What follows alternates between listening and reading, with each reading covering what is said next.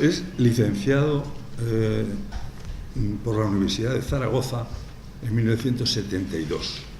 La Universidad de Zaragoza, seguramente sabrán ustedes que en física, en matemáticas, en química, pues ha sido una de las más destacadas universidades españolas, con la de Madrid y Barcelona. Hizo su doctorado en la misma universidad en 1975. O sea que fue un doctorado rápido. Ah, no, ¿en el 75 empezaste o acabaste? Acabé, lo hice en 3 años. Es un doctorado relámpago. Sí, bueno. Que me alegro mucho de coincidir, porque yo hice un doctorado parecido rapidísimo, porque claro, iba a irme a Puerto Rico. Las cosas formales, cuanto antes te las quites, cuanto antes mejor. Sí. Los trámites. Bueno, entonces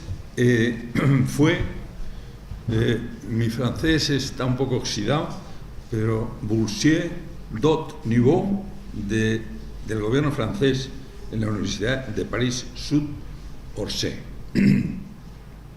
en los años 1977-1978.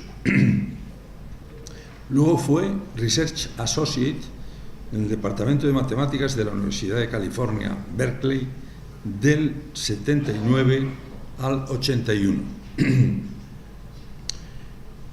Luego fue profesor titular desde 1982 en la Complutense y catedrático desde el 86 y profesor emérito, joven profesor emérito, probablemente de los más jóvenes profesores eméritos en la Complutense. Tengo 65 años, ¿eh? En estos momentos, sí.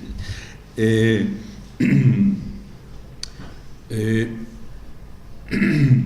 el Departamento de Álgebra de la Universidad Complutense de Madrid. Su trabajo doctoral versó sobre lógica matemática y su investigación posterior se ha centrado principalmente en la geometría algebraica. A mí, geometría algebraica o álgebra geométrica me suenan como muy parecidas, pero a lo mejor son muy distintas y en algún momento me lo podrías explicar. Pero desde luego me suena interesantísimo, el tratar de unir esas dos ramas de la matemática.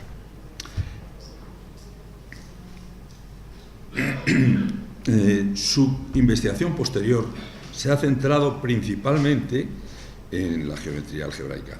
Fundó en el año 2000 el Grupo Gesta de investigación en geometría simpléctica, que yo tampoco sé exactamente en qué consiste la geometría simpléctica. Tiene que ver con la física, es el espacio de fases. ¿Tiene que ver con la física? Pues me alegro.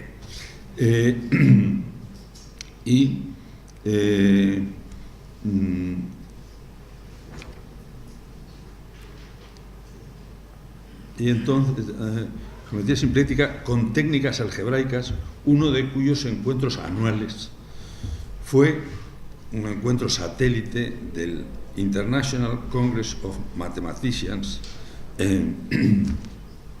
que es el congreso cada 4 años de los matemáticos, el más distinguido, en el que se hace entrega de las medallas Field y que tuvo lugar en Madrid en 2006. Las medallas Field es el equivalente al premio Nobel para los matemáticos. Bien, y en esa ocasión pues actuó como chairman en la sesión correspondiente. Bueno, como introducción breve a su conferencia, que seguro que va a ser interesantísima también, como lo fue la anterior, pues se podría traer a colación.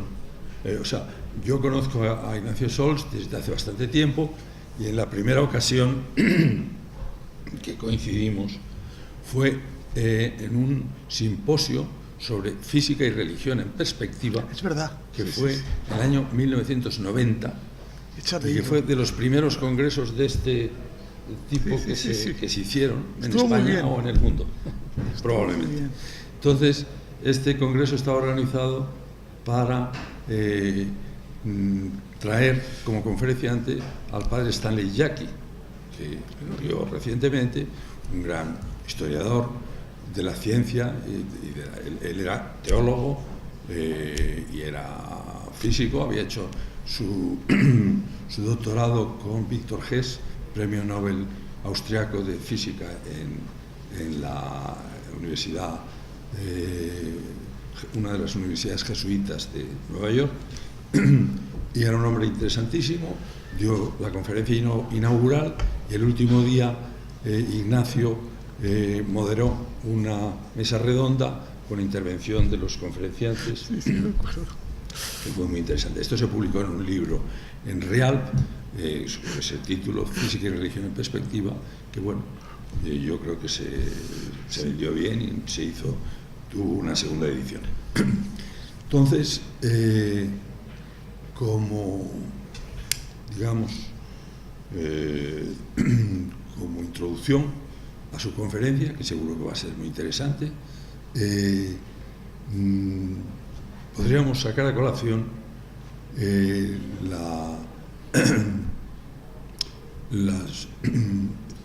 la observación del padre Stanley Jaki, como digo, benedictino, húngaro, físico teórico y reconocido internacionalmente, que en su libro sobre las carreteras de la ciencia y las vías hacia Dios, que fue publicado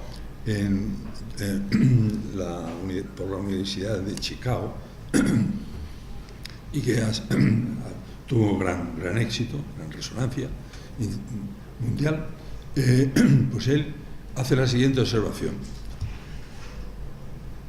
Cuando los jesuitas franceses y europeos del siglo XVI-XVII, en la frontera hacia 1700, digamos, escribían sus primeros informes sobre lo que estaban descubriendo en la China en esa época. Habían sido, como sabían astronomía, habían sido acogidos en la corte del emperador, dándoles categoría de mandarines, y bueno, les había abierto la ciencia, les había abierto el camino a la evangelización de China, y de hecho tuvieron éxito pronto. Matteo Ricci fue uno de ellos. Pues cuando escribían sus informes sobre la cultura china, entonces se asombraban, se maravillaban de las obras de arte, de ingeniería, incluso de filosofía, o digamos, y moral pública. Confucio es un gran autor. Se asombraban, pero se extrañaban de que no tenían ciencia propiamente dicha. Bueno, tenían sus descubrimientos, se les atribuye la pólvora, la imprenta y los imanes, ¿no? que los utilizaban.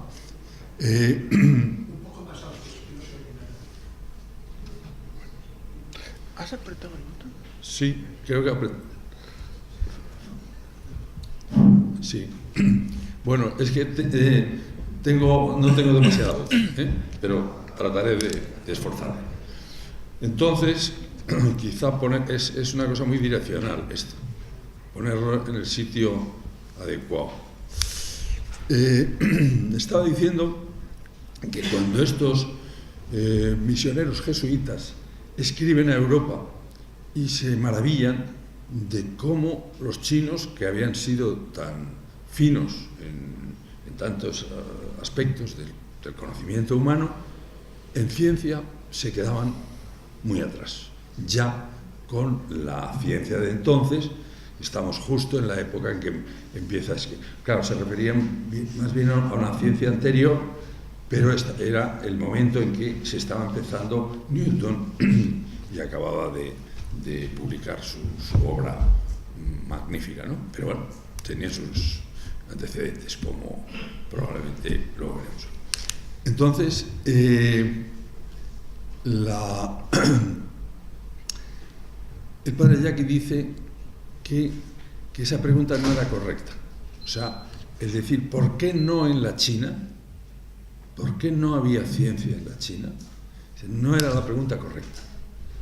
Porque esa misma pregunta se podría decir de por qué no en Egipto, por qué no en Babilonia y en Sumeria antes, por qué no en la India, por qué no en otros sitios.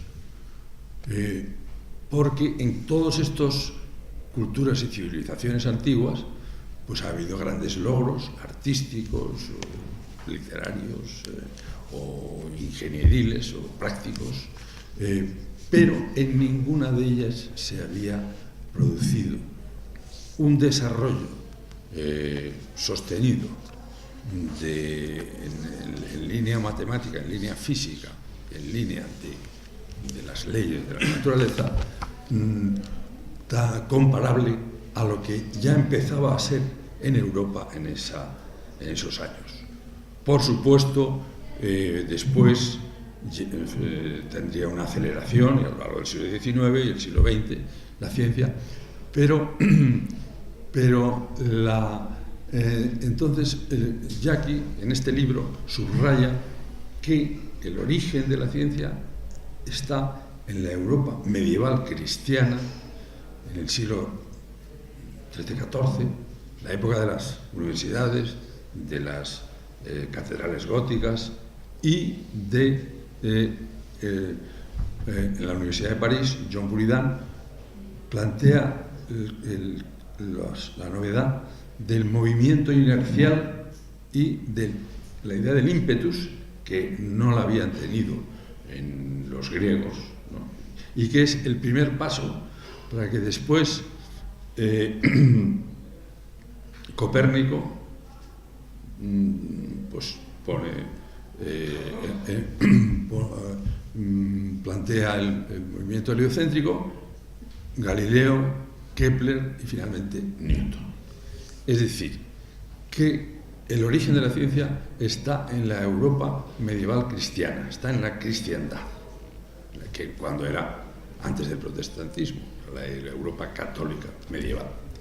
Y entonces el padre Jacqui pues ilustra cómo en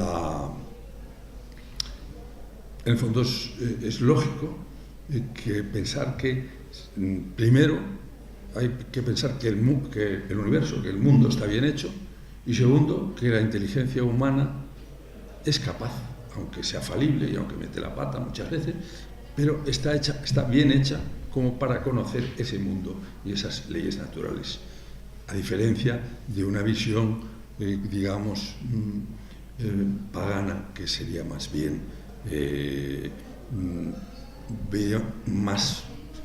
más de caótico o de incomprensible o de absurdo o de no coherente en el universo.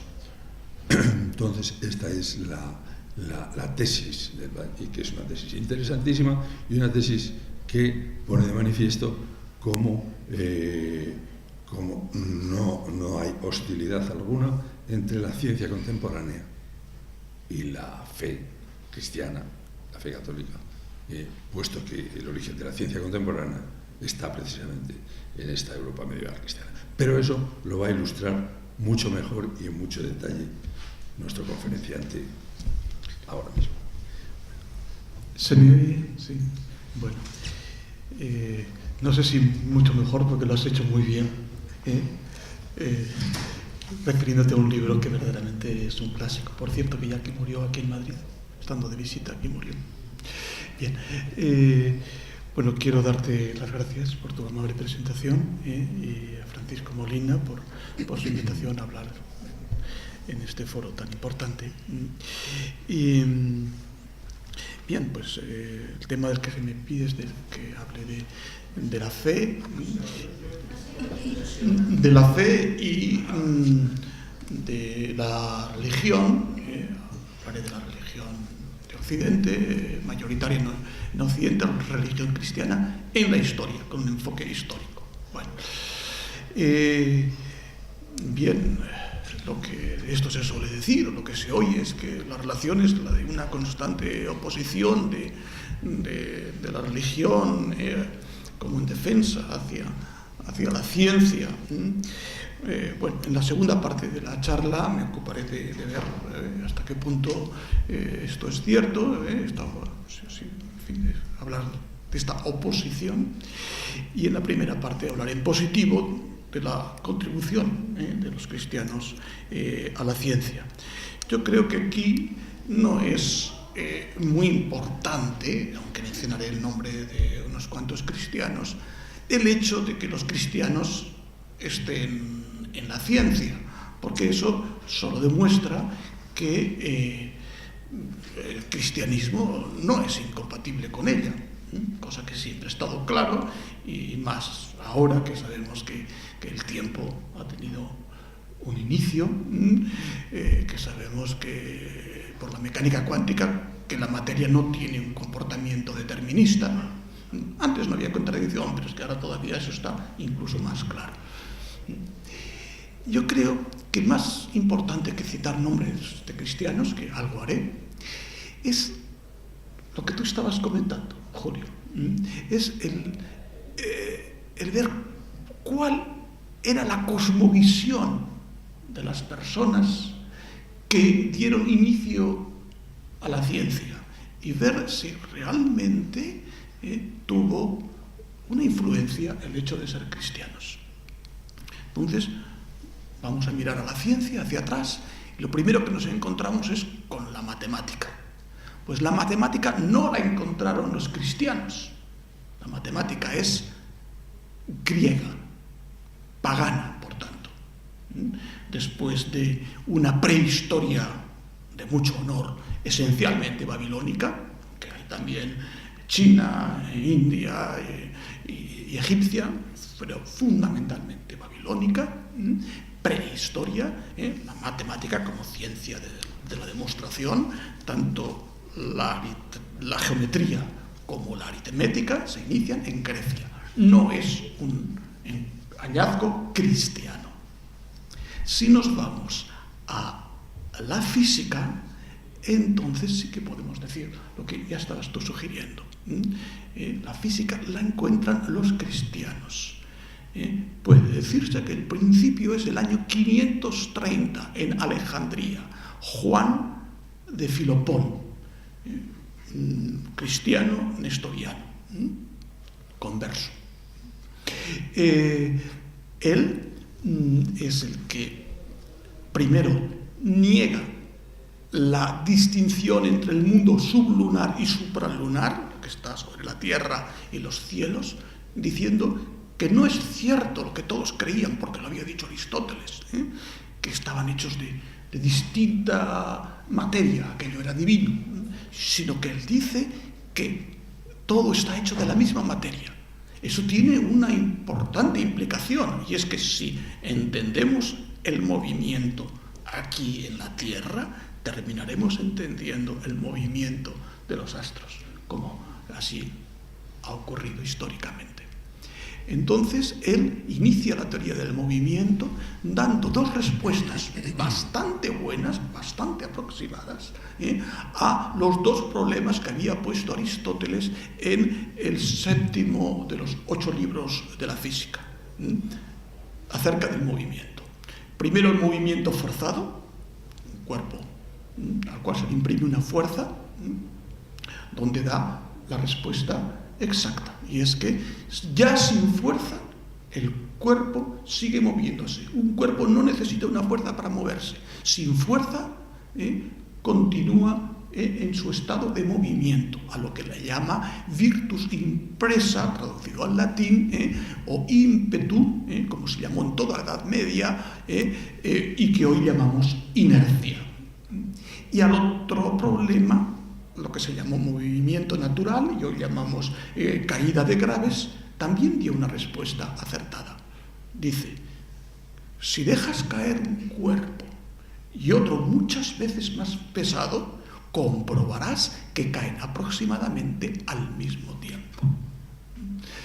Bien, esta teoría del movimiento que él inicia pasa después al mundo del Islam. Es cultivada primero en Bagdad, en la Casa de la Sabiduría, después es cultivada en Al-Ándalus, aquí, en esta península, y ahí están Abenbache de Zaragoza y Averroes de Córdoba, que en el siglo XII dan dos respuestas contradictorias al problema principal que se pone entre la fuerza... Vaya, he olvidado. ¿Cuánto tiempo llevamos? 5 minutos llevo hablando, ¿no? Pero supongamos que son 5. Tienes más de media hora. Quiero medir bien quiero medir... No, yo contaba hablar 50 minutos. ¿Te aviso? Sí, déjalo, yo cuento 50 minutos de los que llevo consumidos 5. Quiero ser serio con el tema del tiempo. Bien, entonces, estas dos corrientes son la de Abenbache, dice que el movimiento se forma, adquiere velocidad en relación a la diferencia entre la fuerza y la resistencia al movimiento, que entonces creían que la resistencia era la del medio.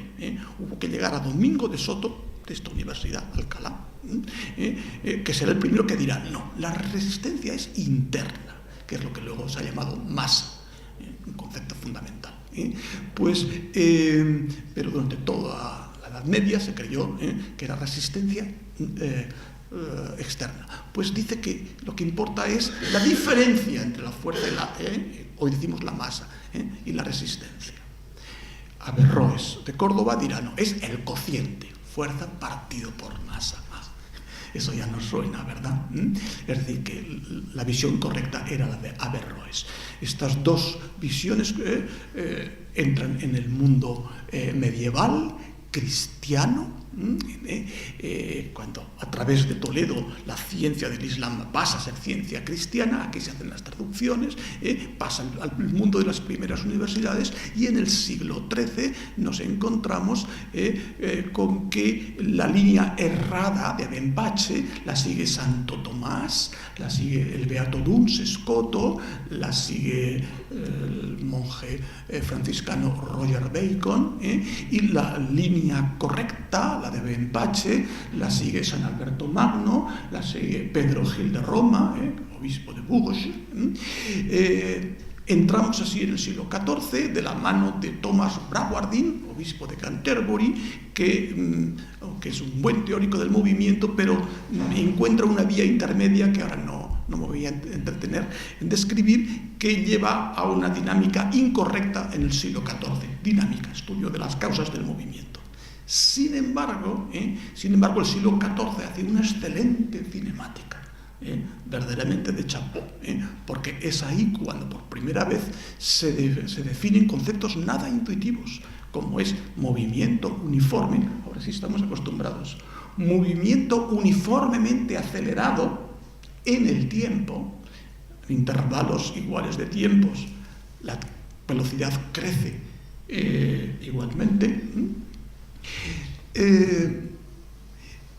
El teorema de la velocidad media, como lo llamamos hoy, entonces se llama teorema del Merton College, porque es debido a los calculadores de Oxford. Ese teorema de la velocidad media, supongo que todos lo conocéis, no lo tengo que enunciar aquí, lo llaman teorema, pero no lo han demostrado. Lo demuestra un par de décadas después Nicolás de Oresmes.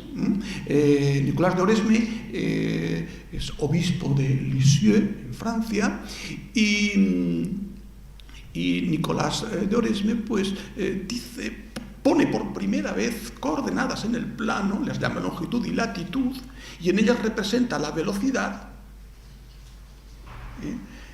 en función del tiempo. Muy interesante. Un eje de abscisas es el tiempo, el de ordenadas es la velocidad, que representa con una gráfica el movimiento. Y dice que el área encerrado bajo la gráfica es el espacio recorrido. Exactamente acertó. El espacio es la integral de velocidad por diferencial del tiempo, el área encerrada por la gráfica. Y él de esta manera da una demostración geométrica del teorema de la velocidad media. Nicolás de Oresme, dicho de paso, es el primero que suma series, suma 2 series por primera vez, etc. Es muy importante la ciencia de esta luz de la Edad Media que fue Nicolás de Oresme. Después, claro, nos encontramos con un impasse de un siglo, debido, pues, primero al descenso de la población por la peste de 1348-1349, y luego la guerra de los 100 años, bueno, luego se suma la de los 30 años, hay un impasse de casi siglo y medio. Nos plantamos en el siglo XV en un suspenso de la ciencia, y vuelve a ser retomada, y poco después, en los albores del siglo XVI, 1522-1523, en nuestra Universidad de Alcalá, por primera vez se formula correctamente la teoría del movimiento. La resistencia al movimiento es interna, de modo que en el vacío no tendrá, como se creía, el móvil una velocidad infinita, porque aún tiene una resistencia que es la principal, que es lo que ahora llamamos masa, y se llamó resistencia interna, como también la llamó Galileo. Hasta hace muy poco tiempo se creyó que lo había encontrado Galileo. No, se encontró en esta universidad un siglo antes. También en esta universidad, y en ese mismo curso, 1522-1523, dice claramente que la caída de graves en el vacío se produce con un movimiento que es uniformemente acelerado en el tiempo. Lo describe perfectamente tal y como lo he definido antes. No lo redacta hasta 1545 y esto, como sabéis, será demostrado experimentalmente. Él lo enuncia aquí. Él dice sicut sequitur de argumento et constat de experimento. Pero no sabemos qué experimento hizo. El hecho es que experimentalmente, de modo que nos consta, lo hará Galileo Galilei en el año 1608, siendo profesor matemático de la Universidad de Padua, pero no lo redactará hasta después, cuando ya fue condenado a su propia villa de Arcetri al final de su vida. Entonces es cuando redacta estas cosas que de otro modo, dicho sea de paso, se habrían perdido, y que son esenciales porque en ellas se apoya Newton para fundar la física. Movimiento uniformemente acelerado no solamente para la fuerza de gravedad, sino para cualquier fuerza. Él dice, me apoyé sobre hombros de gigantes, pero hay que ver ahí toda la labor de la Edad Media, ¿no? Para algo tan contrario a la intuición, porque nosotros pensamos que necesitamos fuerza. Esto lo dice Pierre Dien, fuerza para mantener el estado de movimiento. Pues dice, no, para mantener el estado de movimiento no hace falta fuerza. En fin, y todo lo que acabo de recordar es muy contrario a nuestra intuición. Es el resultado de una elaboración medieval y de una experimentación de Galileo Galilei que merece el nombre de padre de la ciencia. Pero la obra de Galileo, ahora quiero decir de Isaac Newton, 1687, año de gracia para la humanidad, el Philosophiae Naturalis Principia Mathematica, donde sale de su gestación medieval la física y nace, es dada a luz en la obra de Newton, pues intervienen otros factores en los que también es importante la obra de los cristianos. Él mismo era cristiano, que es el cálculo infinitesimal. También hay que hablar del cálculo infinitesimal.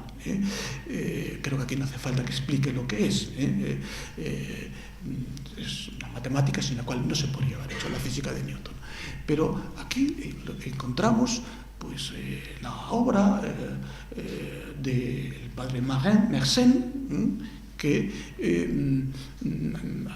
pone en contacto a todos los matemáticos mediante el primer internet, lo que se llamaba la République des Lettres, la República de Cartas, que enviaban para Emerson todos sus resultados. Él hacía muchas copias y las volvía a enviar a todos. Aún había revistas. Cuando esto desapareció es cuando surgió ya la primera revista. Entonces, en su círculo entra Fermat, Blaise Pascal, que venía con su padre, era un niño, los pone en contacto con Descartes, y en este ambiente se produce una verdadera revolución. La geometría analítica, Descartes y Fermat, incluso antes Fermat, pues la estadística, Pascal y Fermat en sus cartas, más tarde, en 1654. Y aquí nace la noción de derivada, que es muy anterior a la Isaac Newton, contra lo que la gente cree. Es debida a Pierre de Fermat, exactamente como se nos define hoy en clase. La derivada es de Pierre de Fermat, año 1637. A partir de entonces hay todo el cálculo de derivadas, de pendientes, entonces como le llamaban, y el de integrales, que le llamaban cálculo de cuadraturas, avanza en paralelo, y ahí los nombres son no ya de católicos y anglicanos, sino que son todos clérigos, católicos y anglicanos, ¿no? Es Cavalieri, el príncipe de Cavalieri, este sacerdote católico, también lo es Grégoire de Saint-Vincent, que enseña aquí, en el Escorial, es James Gregory, jesuita, que enseña en Italia, o anglicanos como son John Wallis, o Isaac Barrow. A lo que se llama descubrimiento del cálculo es al momento en que se dan cuenta que derivación e integración son operaciones inversas la una de la otra, porque entonces eso facilita muchísimo las cosas. Entonces, en realidad, el primero que se da cuenta es Evangelista Torricelli, y lo escribe, pero no lo publica. Muere joven sin publicarlo, dicho sea de paso, un hombre católico muy religioso. Pascal está a punto también de encontrarlo, y también, como sabéis, es muy conocido, es un hombre profundamente religioso, Pascal. También Descartes convirtió a la reina de Suecia, es católico. Todos estos nombres que han aparecido hasta ahora, todos lo son, Fermat también.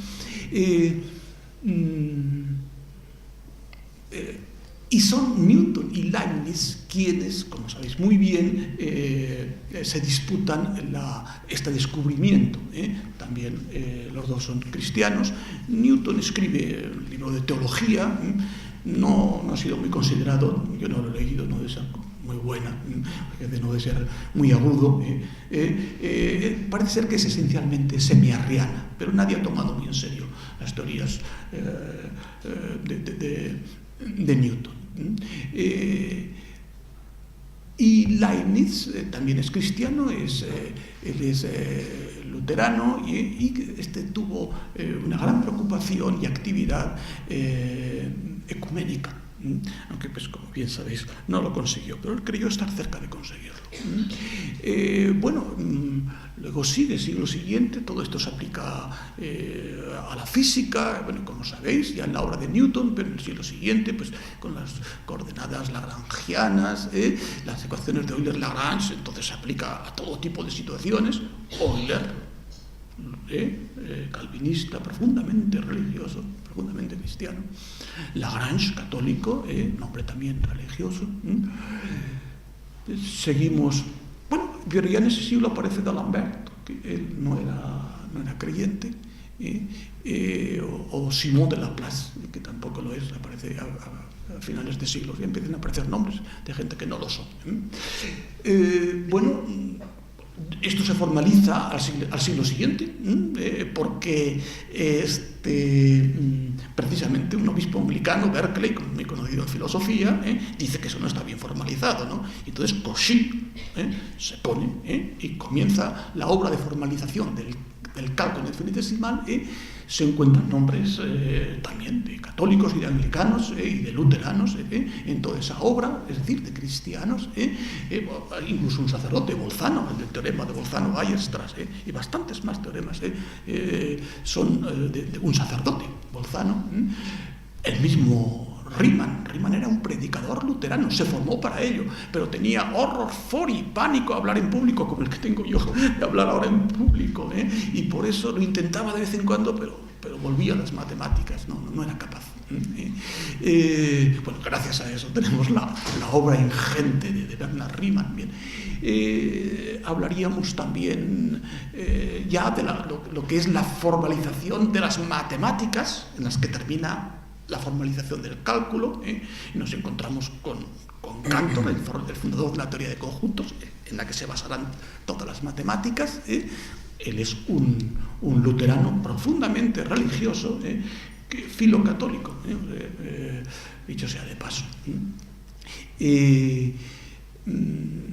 Sabéis que esta formalización de las matemáticas lleva a encontrar sus propios límites en la obra de Kurt Gödel, también católico, para ser exactos, viejo católico, lo cual quiere decir que no admiten la infalibilidad del Papa. Encontramos también nombres de gente que no lo son, como conocidos el nombre de Bertrand Russell, muy importante en esta obra de formalización, que no es ni católico ni cristiano. Escribe este libro, digamos, ¿por qué no soy cristiano?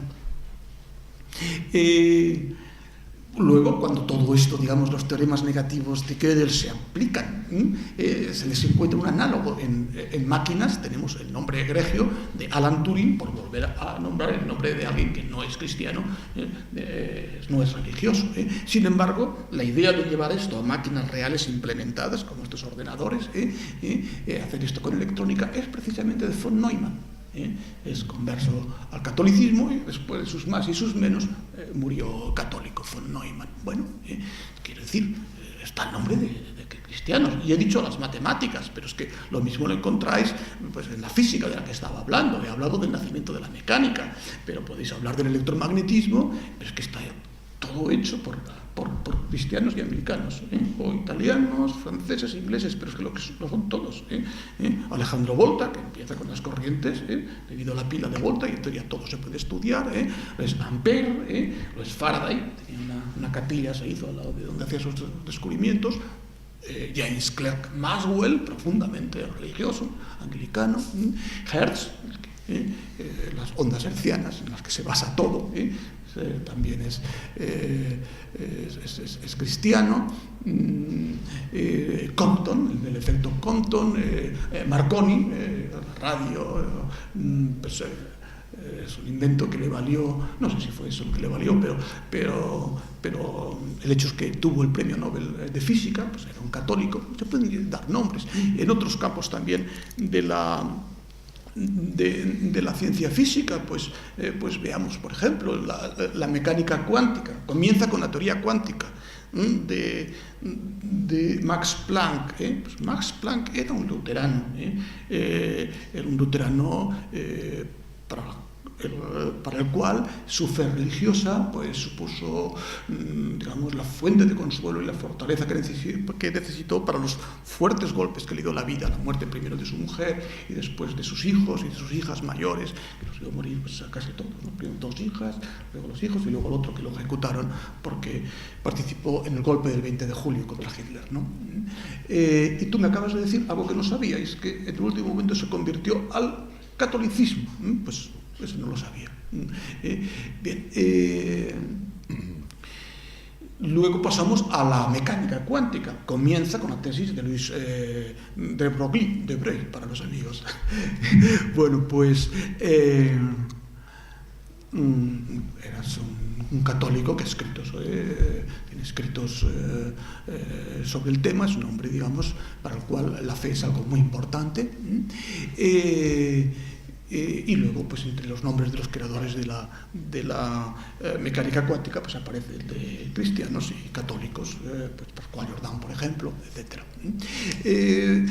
Y también de hombres muy opuestos a la religión, como es Paul Dirac, que no hace mucho que murió. Bueno, no sé si fue a finales de los años 80. Bueno, otros campos de la física, bueno, la teoría de relatividad. Bien, ahí nos encontramos con Albert Einstein, que aunque su discurso sonaba muy religioso, no lo era. Él era en realidad panteísta. Entonces, que siempre los panteístas, que figura que son religiosos, pero yo creo que en el fondo no lo son. Él tiene tantas frases, digo, en este sentido, ¿no? Como la ciencia... No, la religión sin la ciencia está coja. La ciencia sin la religión está ciega. Bueno, esto... pero también dice, mi Dios es el Dios de Spinoza, o sea, panteísta. Ahora, la más brillante aplicación de la teoría de Einstein, que es la cosmología del siglo XX, pues yo casi puedo decir que es que el iniciador es un sacerdote, precisamente, Georges Lemaitre. No solamente, como todo el mundo sabe, la hipótesis del Big Bang, que la llamó átomo primitivo, es de Lemaitre, sino como ha recordado ahora un Nature del año 2010, también el corrimiento al rojo y por tanto distanciamiento de las galaxias y por tanto expansión del universo no es el descubrimiento de Hubble en el año 29, sino que 2 años antes lo descubrió y lo publicó Georges Lemaitre, año 27. Una revista, los análisis, Annales Scientifiques de la Société de Bruxelles.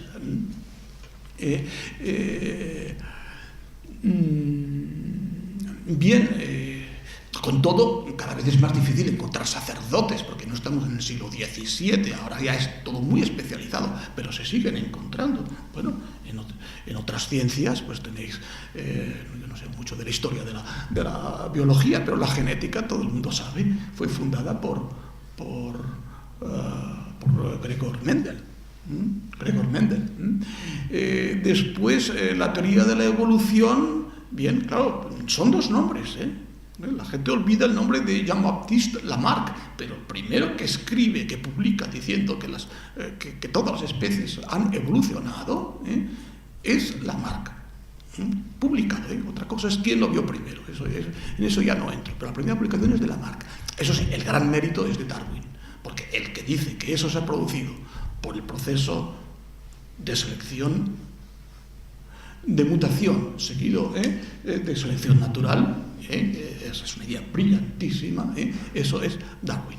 Darwin, quien, por cierto, en el párrafo final del origen de las especies, se muestra como creyente en un creador. Otra cosa es que sabemos que después él evolucionó hacia un agnosticismo, pero no por razones científicas, que siempre encontró su teoría compatible con la fe, sino por razones más filosóficas de tipo personal. No soy un experto en la vida de Darwin.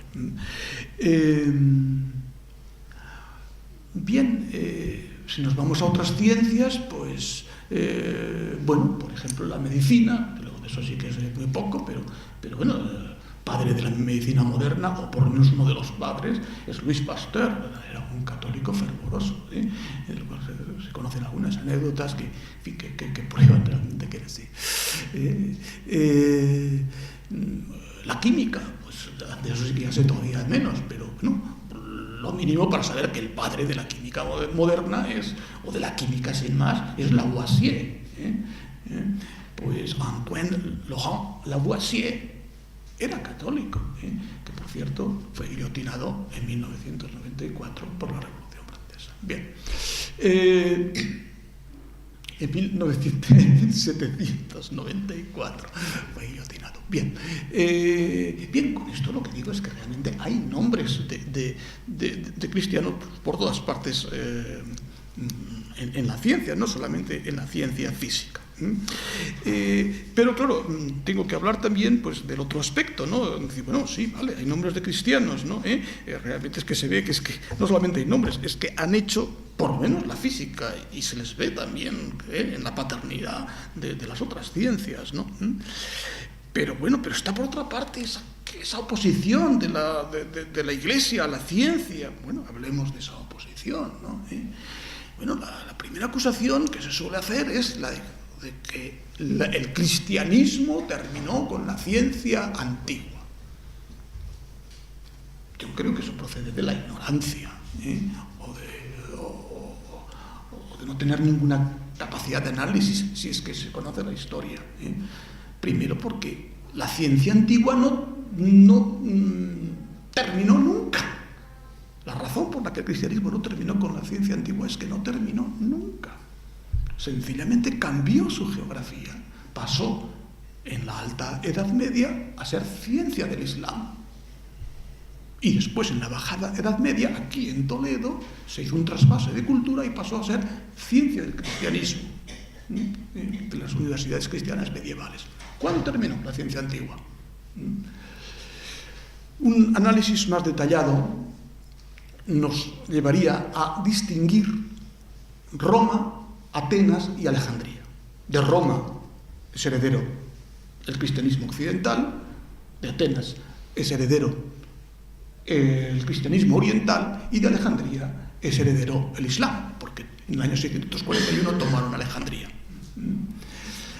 En Roma no hubo ciencia en absoluto. De lo que controlo mejor, que son las matemáticas, os puedo decir que no hay ni un solo teorema, ni una proposición, ni un corolario debido a un romano. Suele decirse que lo único que hicieron por las matemáticas fue restaurar la tumba de Arquímedes. No hicieron nada. La aplicaban, la conocían.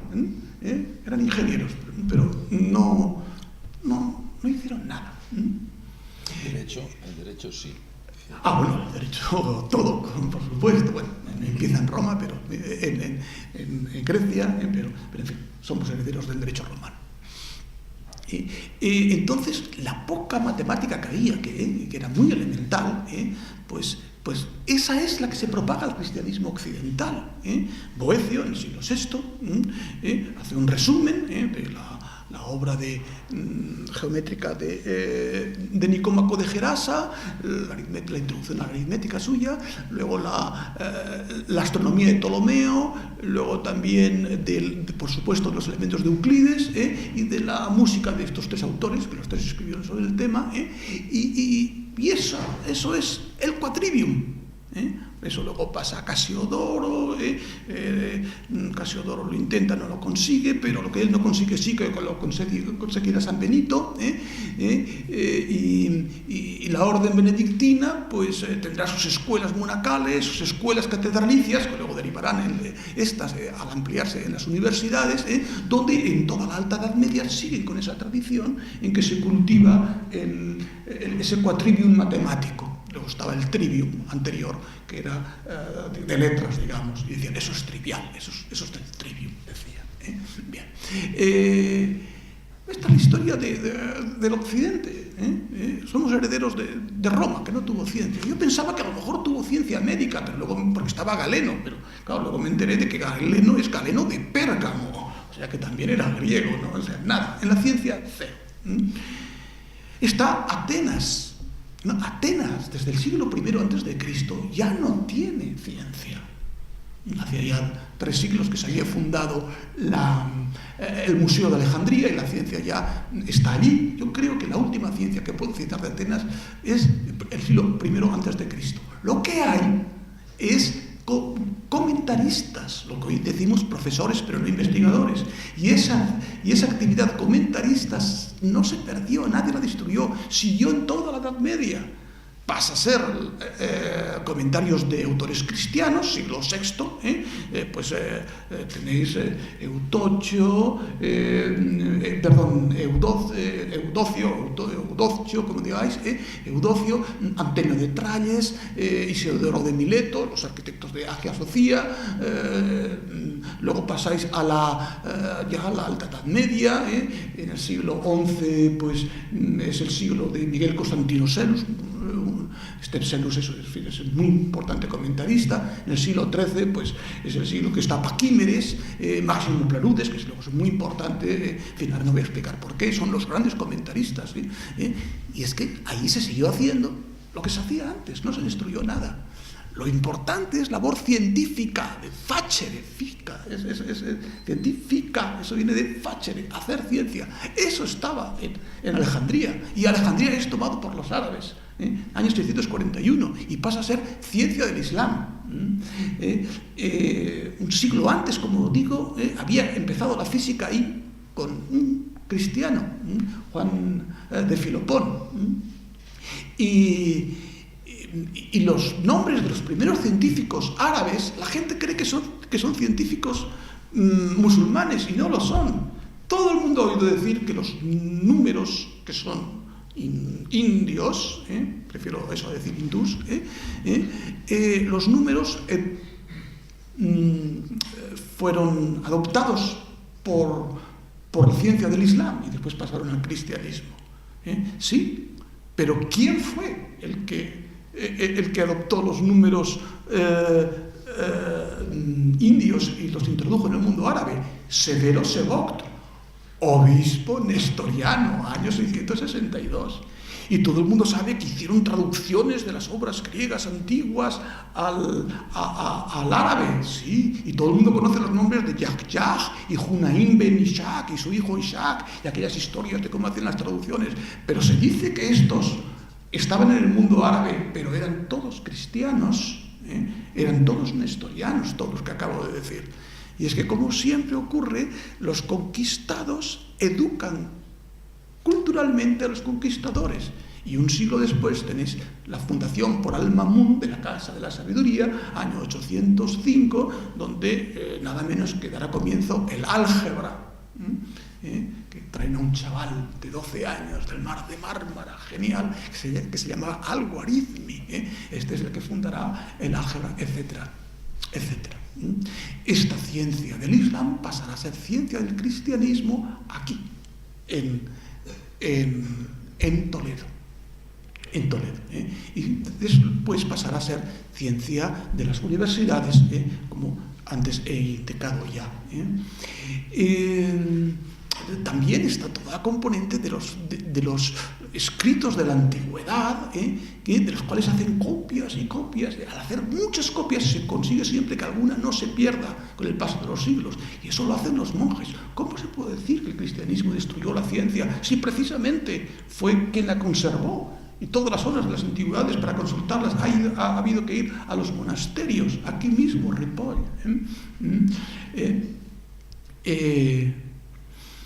No se puede decir eso. Los monjes tuvieron una actividad muy importante para Europa. Ellos crearon la ciencia de la agricultura, inventaron el arado de hierro, renovaron los instrumentos. Eso permitió una labor agrícola extraordinaria. Literalmente rotularon Europa. Las bases de la actual agricultura en Europa las pusieron los monjes benedictinos. Y eso hay gente que reflexiona y dicen que es la causa de la explosión demográfica en Europa, porque al haber más alimentación hay más población. Bueno, yo no controlo el tema, digamos, esto es algo que yo he leído. Si es así, es muy importante, porque el aumento de la población da la masa crítica para llegar a esta situación bajo tardo medieval, de nacimiento de la ciencia física de la que he estado hablando hace un momento. Es más, la técnica que a través de los gremios, de esta actividad típica de las ciudades de la Baja Edad Media, llega a un estado tal que hace posible la experimentación de bastante aceptable precisión, que llevará pues, a Tartaglia, a Benedetti, a Galileo, los primeros experimentadores, a alumbrar la ciencia física como resultado ya de la experimentación, tal y como hoy la entendemos. Bien, yo pues lo que quiero decir ahí es que yo más bien ahí lo que veo es una labor de construcción, de conservación de la ciencia antigua, que de destrucción. Pero ¿quién la ha destruido? Yo creo que eso parte de la ignorancia. Están los famosos casos. Bueno, pues bien, hablaré del caso que todos tenéis en mente, que se presenta como caso paradigmático de la constante oposición de la Iglesia católica a la ciencia, como por ejemplo el el caso Galileo, pero siempre se pone el mismo ejemplo. A ver si es que es el único caso. Bueno, de eso hablaremos a continuación. Pero se pone como caso paradigmático, ¿no? Como el ejemplo de entre muchos. Bueno, pues hablemos del caso de Galileo y a continuación veamos si es que hay más casos, ¿no? Bien, en el caso de Galileo hay que comenzar recordando que el copernicanismo no lo inventó él, lo inventó Copérnico. Bueno, en realidad él vino a una antigua teoría de Aristarco de Samos, siglo III a.C., del movimiento de la Tierra. Y él lo hace, Copérnico, precisamente, tal como lo escribe en su obra, por encargo de la Iglesia, para la reforma del calendario, mandada por el Concilio V de Letrán, y ahí da las gracias a su amigo obispo Tiedemann Giese y al cardenal Nicolás Schönberg y al propio Papa Paulo III, porque le han animado a escribir aquello, porque él mismo no se atrevía. Él mismo era canónigo de Frauenburg, de la catedral de Frauenburg. 5 años fue el rector de la catedral, y estuvo a punto de ser nombrado obispo en el año 1537, justo cuando estaba en la redacción de esta obra.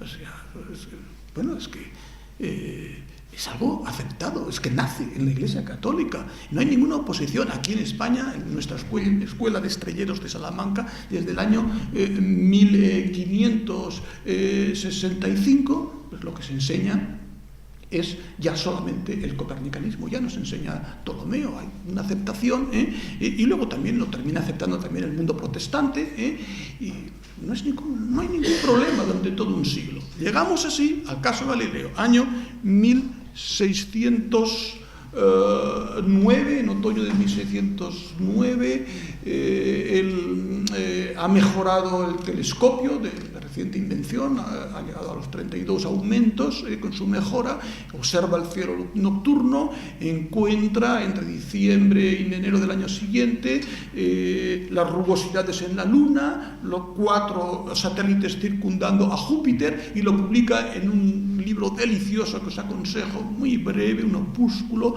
que es El mensajero celeste, Siderius Nuncius. Vamos, la gente se lo quita de las manos el libro, porque nadie tenía telescopio, ¿no? Y ahí está muy bien pintado, por cierto, por Galileo, todo lo que se ve, ¿no?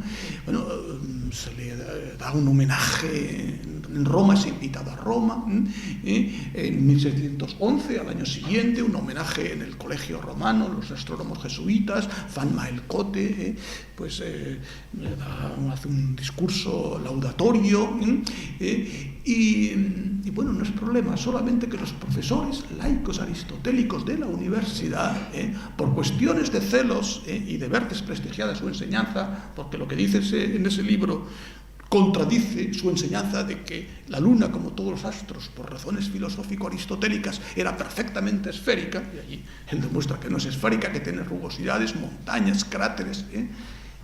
Entonces ellos ven desprestigiada su enseñanza, y entonces no lo atacarán por ahí, sino por un comentario en la última media página en el cual él se muestra como copernicano, y atacan por ahí, y atacan con un argumento que en realidad es debido a Lutero, 4 de junio de 1537, que dice: si es cierto que el sol está quieto, ¿cómo puede haber un milagro de Josué en el cual se para al sol? Fue parado el sol. Bueno, este argumento que es de Lutero, pues es el que ellos enarbolan, e intentan que los predicadores católicos, pues desde el púlpito ataquen a Galileo. Los predicadores contestan diciendo que eso no tiene nada que ver con la fe, pero al final encuentran a uno, Tommaso Caccini, que el día 21 de diciembre de 1614 tiene una famosa predicación, no conocemos el contenido, pero muchas cartas en que todos comentan esa predicación, contra Galileo y los galileístas.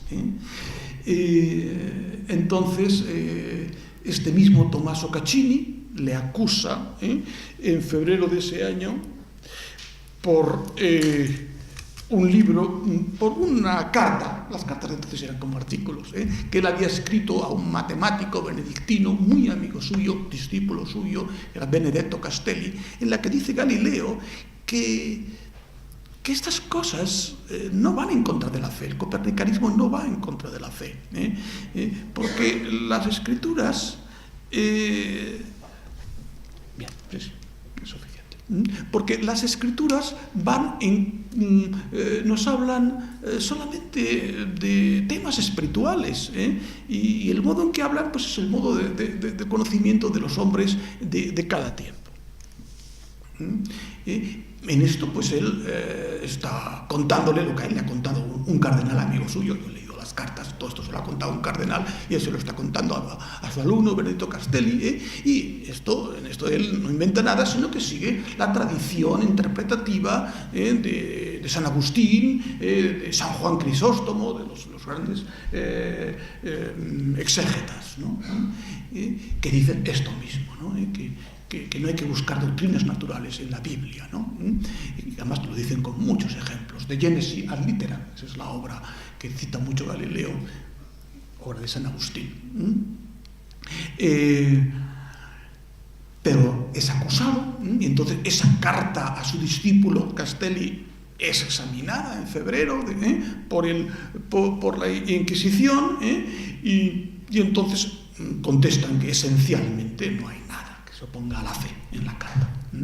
Pero al mismo tiempo, en marzo aparece en Nápoles un libro de un carmelita teólogo, Paolo Antonio Foscarini, en el cual vuelve a decir lo mismo, que el copernicanismo no se opone a la fe. Eso ya es más serio, es un teólogo, es un libro, entonces eso ya pasa a la Inquisición. Y entonces la congregación del Índice, en el 5 de marzo de 1615, prohíbe el libro de Foscarini, prohíbe otro libro que había dicho lo mismo antes del español Diego de Zúñiga, y suspende donec corrigatur, hasta que sea corregido, la obra de Copérnico, que habían estado utilizando durante todo un siglo para reformar el calendario, la usaron, y de las correcciones saldrán más tarde, en 1620, y es que en 10 sitios hay que añadir que eso es una hipótesis, o la palabra hipotéticamente, hay que decir que eso es una hipótesis, ¿no? Esto, digamos, está en consonancia con la postura de la Iglesia, que es fijada por la famosísima carta de Roberto Bellarmino a Foscarini, en la que dice que la Iglesia está dispuesta a interpretar todos esos pasajes de la Escritura literariamente cuando se encuentre una demostración. Mientras tanto, solo se puede hablar de esos temas hipotéticamente, como hipótesis, porque no están demostrados. Esto es lo que dice en la carta. Bien, el hecho es que esta prohibición y esta suspensión, donec corrigatur, y al mismo tiempo se comisiona a Bellarmino, de hecho unos días antes, para que hable con Galileo y le diga que no puede enseñar la teoría copernicana, sino como hipótesis. Uius modi, de este modo. Se trata del modo en que se enseña. No lo puede enseñar quovis modo, de cualquier manera. Debe ser como hipótesis, porque no está demostrado. Bueno, el problema está en que Galileo pensaba que estaba demostrado, porque él lo había demostrado. Es la famosa demostración por las mareas, que nadie la creía porque es falsa. Él creía que al moverse la tierra se agitaba el mar y eso eran las mareas. El hecho es que cuando el Papa, que le ha defendido para que no se le declare hereje, hay gente que cree que se le declaró hereje. No es cierto, fue un órgano consultivo que dijo que se le debía declarar hereje, pero luego el Papa no lo hizo. Y no lo hizo porque el cardenal Maffeo Barberini y Bonifacio Caetani, los cardenales, intercedieron ante el Papa y le dijeron que no se podía declarar hereje a alguien por una materia natural. Y resulta que, muerto el Papa Paulo V, tras un papado muy breve, es elegido papa aquel cardenal que le había ayudado, que era muy amigo, bueno, muy amigo, era amigo de Galileo, le había dedicado una oda, que era Maffeo Barberini. Claro, Urbano VIII, claro, Galileo dice, ya ha dado la vuelta a la tortilla, ya estamos aquí los copernicanos, y entonces desobedece, de hecho, esta prohibición, y escribe su diálogo, en el cual vuelve a la prueba de las mareas, entonces se ve que ha desobedecido, y entonces es llamado a Roma. Él dice, bueno, que es que él solamente, que él no es copernicano, pero que él solamente ha escrito como si fuese copernicano para mostrar su habilidad de polemista, que defiende una postura que él sabe que es falsa. Bien, no lo cree nadie esto. Se dice, bueno, si eso es verdad, que lo diga bajo juramento. Y se llega así a la famosa abjuración de Galileo, Santa María sopra en Minerva, el 21 de junio del año 33, y entonces es condenado a cárcel formal, conmutada por reclusión en su propia villa de Arcetri, que por cierto ahí es donde redacta su obra de juventud, que es por lo que realmente es padre de la física. Bien, yo, en fin, estoy escandalizado por esta situación, como todo el mundo, y por los métodos que usaba la Iglesia, pero hay que decir dos cosas. Primera, no es cierto que esto supusiese un retraso para la ciencia. Primero, porque no se dio por demostrado lo que no estaba demostrado. Realmente en aquella época era una hipótesis. Y segundo, porque es que ya se había rechazado el sistema de hipótesis, ya no de Ptolomeo, ya no lo seguían los astrónomos jesuitas, porque había sido refutado por el hallazgo de fases en Venus. El que había era el sistema de Braille, Tycho Brahe, que hacía las mismas precisiones matemáticas que el de Copérnico. La Tierra está quieta en el centro del universo, el Sol gira en torno, y en torno al Sol giran los planetas.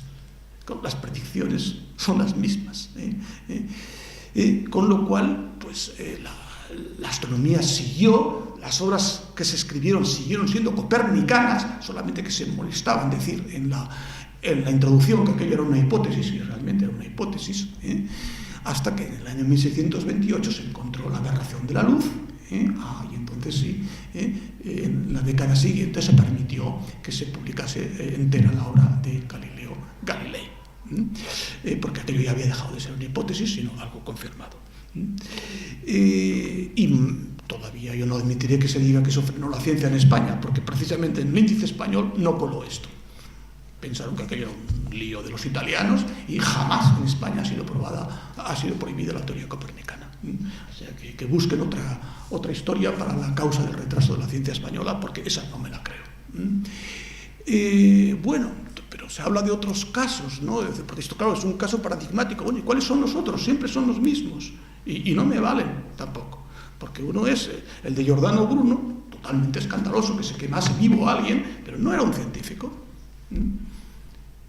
O el caso el otro caso que se cita siempre es el de Miguel Servet. Bueno, pero no fue la Iglesia Católica, fue Calvino personalmente. Y ahora vengan esos más casos. ¿Cuáles más hay? ¿No? Es que no hay más. Es que para encontrar un caso te tienes que ir 1200 años antes. Y es el caso famoso de Hipatia. Fue San Cirilo de Alejandría, no nada menos que San Cirilo, el obispo de Alejandría. Falso. El único testimonio que tenemos es el de Sócrates alejandrino, de la época, que él dice que fue una multitud alentada por el lector Pedro. El lector, pero no fue San Cirilo. Lo que ocurre es que dice que se lamenta de que el oprobio cayó sobre toda la iglesia de Cirilo. Muy bien, pero no fue San Cirilo. O sea que el caso no me vale, ¿no? Y por cierto, esto se suele confundir con la destrucción de la iglesia, de la biblioteca de Constantinopla, pero si no fueron los cristianos. Eso fue desde el año 175 para reprimir el movimiento independentista de Avidio Caso. Eso fue Marco Aurelio, y todas las guerras en el siglo siguiente, Caracalla, Vareliano, sobre todo la de Aureliano, que destruyeron la biblioteca de Alejandría. Y los libros se llevaron al templo de Serapis, templo pagano. Y por el testimonio que tenemos de Paulo Osorio sabemos que en el año 391, con el emperador Teodosio, el obispo Teófilo de Alejandría consigue una orden de destrucción de los templos paganos de Alejandría. Y dice, en algunos de ellos se encontraron cofres con libros, y los nuestros, o sea, los cristianos, iban antes y se los llevaban. O sea, que los salvaron. Probablemente fueron a la biblioteca de Constantinopla recién fundada. O sea, que de ninguna manera los cristianos destruyeron esto. ¿Y qué más casos hay? Es que la evolución, la Iglesia no se opuso a la evolución. Es que la medicina prohibió la disección de cadáveres. Yo he ido a San Damaso y he cogido el Mansi, que para eso sé latín, y me he leído aquello, y no dice nada de eso. Lo que dice en ese documento, el concilio de Tours, lo que dice es que se prohíbe que cuezan los cadáveres para el transporte a la tierra natal del muerto. Está muy bien que lo prohíban, pero que no digan que eso es la prohibición de la disección de cadáveres, que no era cuestión en aquel momento. Que se prohibió la medicina, vas a la práctica de la medicina, vas al documento y dice que se prohíbe que los monjes practiquen la medicina, ¿no? Que se prohibió, ¿qué otra cosa dicen? Ah, sí, la vacuna, pues hay alguien que ha investigado eso y dice, pero precisamente León XII lo prohibió, que tiene esas alabanzas extraordinarias al inventor de la vacuna. Pues es raro, ¿no? Y se ha encontrado que el origen está en un chiste de la época. O sea que no hay ningún documento, es falsedad, es que no hay ninguna oposición. Al final el balance es ninguna oposición, salvo el caso de Galileo, y del otro lado es la fundación de la ciencia física. Entonces, ¿dónde está la famosa oposición del cristianismo a la ciencia? Esto es. Muchas gracias. Bueno, si hay alguna cosa complementaria, pues en el turno de preguntas puedes incluirlo. Una pregunta, dos. Vale, pues. Pasamos directamente. A ver. Gracias por su abundante conferencia. Que ha recorrido la historia. Sin embargo, yo quería hacer una reflexión sobre la cuestión misma que, de acuerdo con el programa, nos planteábamos. Creo que la cuestión sobre la relación entre la fe y la ciencia no es exactamente, o creo modestamente, que no se puede reducir a la cuestión de la relación de los científicos con la fe, la relación entre científicos y creyentes, ni la relación de los científicos con la institución eclesiástica, con los acuerdos o conflictos que se hayan podido dar en ella. Eso es muy interesante e ilustrativo. Pero, por otra parte, al hacer un recorrido tan amplio, el concepto mismo de ciencia, pues no es el mismo, para los griegos, la epistemia de Aristóteles no es la misma que la ciencia de Galileo.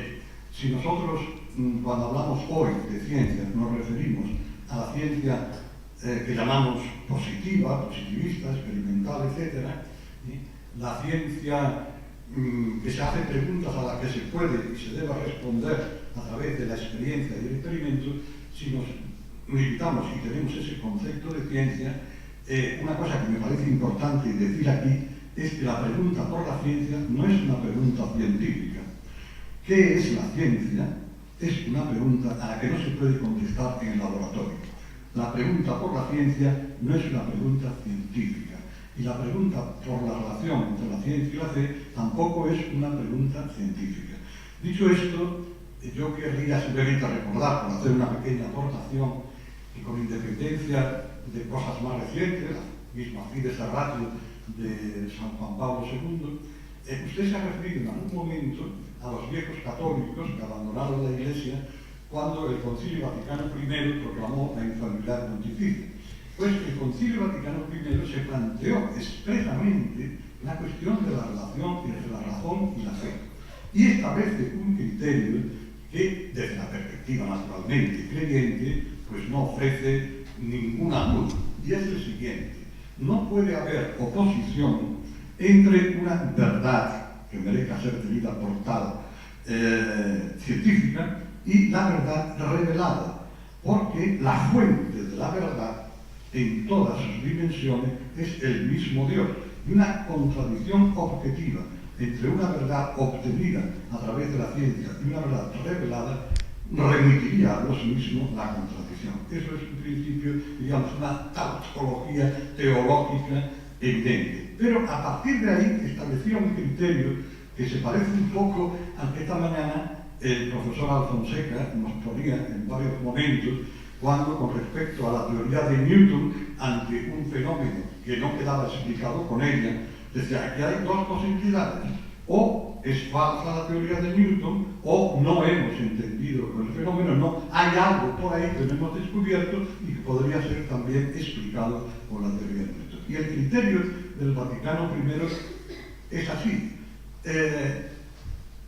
La contradicción entre fe y ciencia no puede ser sino aparente, y esa contradicción hay que explicarla o bien porque no se conocen ni exponen adecuadamente los dogmas de la religión, o bien porque se da precipitadamente por verdad científica inconfusa lo que todavía es una teoría necesitada de mucha confrontación y mucha falsación, para emplear los términos que esta mañana también nos recordaban de Karl Popper, ¿no? Era solamente eso, es una observación sobre la distinción. Porque claro, la relación de los científicos con la fe y con su fe es muy diversa. Se puede hacer una relación larguísima de científicos creyentes y de científicos ateos. Y entre los científicos creyentes, a su vez, cabe hacer una distinción importante. Aquellos que mantienen la fe porque personalmente en su vida tienen dos compartimentos estancos y no se han planteado cuestión ninguna, o aquellos que mantienen la fe, pero una fe que ha respondido o que le ha hecho preguntarse desde su condición de científico y siguen afirmándola. Pero ni la fe puede, digamos, dispensarnos de lo que es la tarea del conocimiento científico, ni con el conocimiento científico podemos pretender argumentar para fundamentar la fe, comprobar la existencia de esa verdad. Es decir, que hay aquí una cuestión muy rigurosa que no es propiamente científica ni histórica, sino filosófico-teológica. Y en este sentido creo que, ya con eso termino, no cabe duda de que el científico en cuanto hombre no puede dejar de hacerse preguntas que no son científicas, que van más allá de la ciencia. Por ejemplo, la misma pregunta de qué es la ciencia, que decía antes yo, que no es científica en el sentido moderno del término científico, ¿no? Pero el científico no solamente tiene derecho a plantearse esa pregunta y por tanto a fungir o ejercer también de filósofo de la ciencia, sino que además es probablemente de quienes se hacen esa pregunta de los más capacitados, porque hacer filosofía de la naturaleza o de la ciencia, sin duda alguna, es algo para lo que está muy capacitado y es muy importante tener también una formación como científico, ¿no? Muchas gracias de nuevo, pero simplemente decir que su intervención, que es perfectamente legítima, en mi opinión, hasta como yo la he entendido, se ha referido más a la relación entre fe y ciencia, a la relación de los científicos con la ciencia o con la institución eclesiástica, etc. Muy bien, muchas gracias. El criterio del Vaticano I es perfecto para explicar también casos históricos como el de Galileo. Nada más. Muy bien, muchas gracias, le contesto. Bueno, es debido al título. En el título se me ha pedido que hable de la relación en la historia, no en los contenidos. Es mucho más interesante el tema que usted sugiere, el de los contenidos. Pero se me ha pedido que históricamente los protagonistas de uno y otro fuesen puestos en comparación, relación en la historia, desde el punto de vista histórico. Pero yendo a la contestación suya, que ha estado muy bien, usted mismo se ha contestado muy bien, yo realmente creo que es tal y como usted dice. No hay ninguna contradicción de contenidos entre la ciencia y la fe, no solamente por esto que usted ha apuntado, y también yo al principio de mi charla, ¿no? De que es que tal y como nos presenta el mundo, la ciencia actual, bueno, pues es que de la manera parecida como nos la presenta la religión, con un lugar para la libertad, que no está todo determinado, el tiempo tiene un inicio, pero es que no solamente ahora, es que no solamente es que no hay contradicción, es que como dice Pierre Duhem, lo estuve leyendo esta semana pasada, Pierre Duhem dice, es que no puede haber contradicción. Estos temas, dice él, apasionan mucho a los que no saben de ciencia, porque los científicos sabemos que no puede haber ninguna contradicción, porque son conocimientos distintos que tratan de temas distintos, con métodos distintos. La ciencia por sí mismo es materialista porque es un método diseñado para ver solamente la materia. No puede ver más, no puede decidir si hay Dios o no hay Dios, es una cuestión filosófica. Si hay alma o no hay alma, es una cuestión filosófica. No puede haber contradicción. Yo realmente creo que estas son cuestiones con las que nos inquietan a veces, pues, divulgadores que suelen ser de segunda fila, no los mismos grandes científicos, ¿no?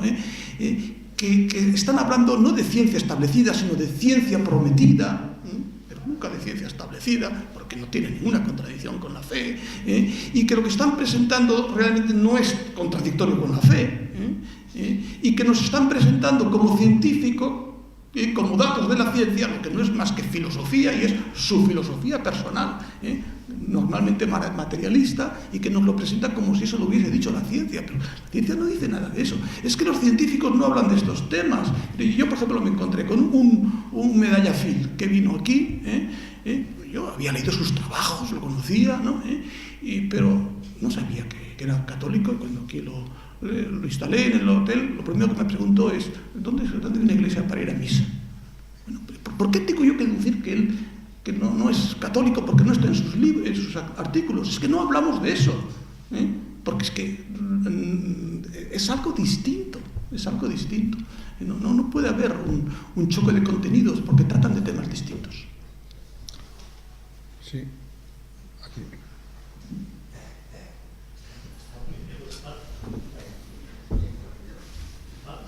¿Yo? Perdón, es que como antes no me dejaron hablar, pues me dejaron. Que bien es verdad que ya se me contestaba algo de lo que iba a decir, no tan bien dicho como este señor que estaba hablando. Está muy bien. Ha sido una relación histórica, eso ya me ha tranquilizado un poco, porque yo también iba con esa idea de mezclar ahí filosofía con... Pero de todas maneras voy a insistir en una cosa. La fe es lo que venimos aquí, a relacionar la fe con la ciencia. Y entonces fue yo, perdón por la expresión, de que ha ido analizando a lo largo de toda su conferencia tan magnífica, viene de una cosa, me parece, es una pregunta y al mismo tiempo una matización. Viene de que no leemos las escrituras, no creemos en las escrituras, y claro, como somos muy simplistas y nos dejamos, perdemos la fe. Entonces, las escrituras están en claro, aparte de que hizo Dios primero la luz, eso es la energía, como le comentaba el profesor Fonseca, pero hay otra cosa más adelante, en la Biblia, que Dios dice al hombre, que lo vio tan bonitamente el hombre, creced y multiplicaos y dominad la tierra. ¿Qué es eso? ¿Y qué le hizo? No lo dejó solo, ¿Qué hizo Dios? Le puso una herramienta en las manos. Y eso es lo que olvidamos, que la ciencia no es nada más que una herramienta fantástica, y luego además la está relacionando. Yo me alegra mucho saber que hay tantos cristianos que eso me alegra muchísimo, pero no es verdad lo que es muy verdad lo que decía este señor, no relacionemos la ciencia con el cristianismo, relacionémosla con la fe. La ciencia nos ha ayudado a dar gloria a Dios conociendo el universo dentro de todo esto que he mencionado, y nos ha facilitado la ciencia de que se pueda producir. Eso es lo que olvidamos, porque Dios dijo, que luego más adelante dijo, dale vosotros de comer. Y cuando dijo Cristo aquí, dale vosotros de comer, ¿de dónde hay que dar de comer? Por la ciencia.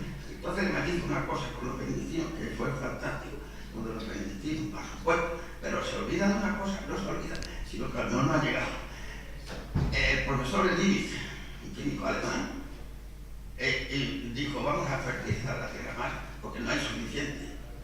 Y ese dio una revolución industrial al mismo tiempo que aumentó la producción agrícola fantástica. Levi fue el que inventó los fertilizantes. Eso no hay que olvidarlo, por favor, en su conferencia tan magnífica. Sí. Pero primero, matizar eso. Es Tenemos cierto. una pregunta. ¿Es verdad que puede ser eso que se ha confundido Pues, la ciencia con la filosofía? La ciencia es una herramienta, la filosofía también por encima de la ciencia. Bien, yo voy a la primera parte de su intervención y realmente creo que es así. O sea, que realmente con la ciencia hemos cumplido un mandato de Dios, que es ir y dominar la tierra, dominar la naturaleza. Y la Biblia nos ha enseñado no solamente por ese mandato, es que además está explícitamente en la obra de Kepler, lo dice en su Mysterium Cosmográfico al principio. Es nuestra idea de que el mundo está creado por Dios y nosotros somos imagen y semejanza de Dios. Dios es inteligente, luego tiene que haber unas leyes que haya dejado en la naturaleza y nosotros somos, nuestra inteligencia, imagen y semejanza de la inteligencia de Dios. Luego nosotros podemos conocer esas leyes. Es decir, no solamente hemos cumplido el mandato, sino que hemos estado inspirados en nuestra creencia judeo-cristiana para poder cumplir ese mandato. Ha tenido una profunda influencia ese pensamiento nuestro, como nos ha recordado al principio Julio, tomándolo de Jackie, ha tenido una gran influencia para que realmente la civilización cristiana haya podido cumplir esa misión que usted nos ha recordado, es bíblica. Cuando decías que no leemos la Biblia, me acordaba de algo que oí esta semana, alguien me lo dijo, algo que dicen los judíos. Cuando alguien está triste, es siempre a causa de la idolatría. Todavía le estoy dando vueltas a ese tema. Bien, nos queda tiempo para 2 preguntas breves. Es que hay 3. Bueno, vamos a dejar 3 si son verdaderamente breves y la respuesta también. Vale. Muchas gracias, señor Sol. Solo quería, en vista de cómo efectivamente la historia desmiente este prejuicio, que yo creo que tiene una fecha de datación muy precisa, me refiero solo, y no es naturalmente ningún añadido, pero sea el nacimiento del ambiente de los virtuosos británicos que se entendían a sí mismos como sacerdotes, que en vista de la gloria y la magnificencia del creado, ellos lo descubren y de esta manera dan gloria a Dios. Sic laus Deo gloria, dice Christopher Wren, por más que tienda al deísmo, después de observar el rigor matemático con el que las operaciones de los astros se realizan, que es el nacimiento de la Royal Society en Gran Bretaña e igualmente en Francia. No podemos también, además de una relación de concomitancia sin influjo, postular, y creo que más que postular, un influjo real de la fe y de la religión, al menos al modo de estímulo inspirador de la actividad científica. Las 2 grandes sociedades científicas europeas, la francesa en 1966, Marin Mersenne, como se ha dicho, y los británicos dan muestra de ello. Entonces, si estos son los hechos, ¿cómo es posible un estado de prejuicio tan difundido? El fruto neto. Le voy a contestar. El positivismo. La literatura de divulgación científica del siglo XIX, léanla ustedes y van a ver hasta qué punto está inficionada de un materialismo profundo. Moll Scott, Büchner, Ernst Haeckel, etc. Es sorprendente la obcecación materialista de estos científicos, no de la altura de los del primerísimo nivel. Y es muy lamentable y muy triste porque se ve que es un ambiente de hostilidad que está vehiculado también por sociedades y por grupos, ¿no? Y que se desprestigia en última instancia a sí mismo. Pues contesto a su... Muchas gracias. No, continúe, sí. No, Está. solo si quiere decir algo Contesto. respecto a esta Bueno, pues yo cuestión. diré que yo he reflexionado también sobre ese tema, ¿no? Y yo pienso que es debido a que la historia, y en particular la historia de la ciencia, no depende de lo que ocurrió en el pasado, sino de lo que está ocurriendo ahora, en este momento. En realidad, la culpa la tiene cada uno de ustedes cada vez que un hijo le consulta, que está entusiasmado con la química, o con las matemáticas, o con la física, y quisiera estudiar estas ciencias puras, y le dice, no, es que tú eres muy inteligente, tu mente vale para más, tú deberías ser ingeniero, deja que otros hagan la ciencia, tú aplícala, y tu cabeza puede aplicarse a cosas más útiles. Muy bien, estupendo, pero yo aquí aplicaré lo que decía Karl Marx, una gran verdad: la tierra es de quien la trabaja. Si otros trabajan la tierra, ellos tienen derecho a ser ellos quienes nos expliquen lo que es la ciencia y lo que fue la historia de la ciencia, aunque esté todo cambiado. Como esto siga así, el hecho de que los cristianos, familias cristianas, todo el mundo se vaya a carreras aplicadas y todo el mundo huya de la filosofía, de la ciencia, de lo que verdaderamente es motor de la cultura, bueno, la tierra es de quien la trabaja. Bueno, 2 preguntas cortas. Primero felicitarle y darle las gracias por la excelente exposición. Gracias. Lo mío es una reflexión y una pregunta, evidentemente.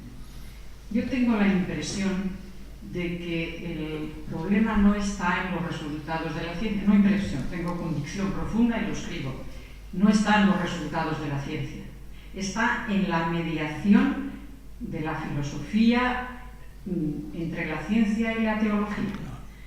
Y lo normal es que el lenguaje de la teología es un lenguaje que es dependiente de los sistemas filosóficos del tiempo en el que se hace esa teología.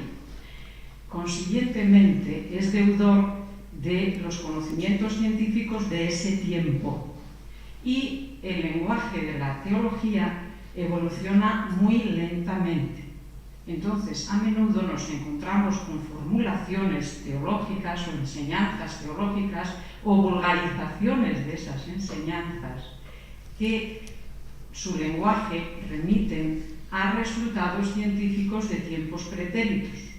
Y eso no ayuda nada, al revés, es un instrumento que en manos de quien quiere cuestionar a fondo a los creyentes en general, es utilizado como arma.